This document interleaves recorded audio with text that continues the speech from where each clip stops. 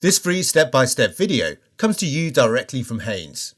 You can complete more than 200 jobs on this vehicle when you purchase the complete Haynes online manual at haynes.com. Pull the arm away from the screen until it locks. Then rotate the blade 90 degrees.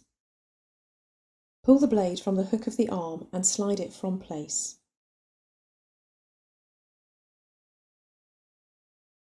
Slide the blade over the end of the arm and pull it firmly into the hook.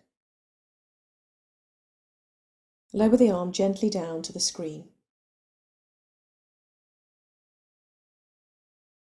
Rotate the blade slightly, then pull it from the arm.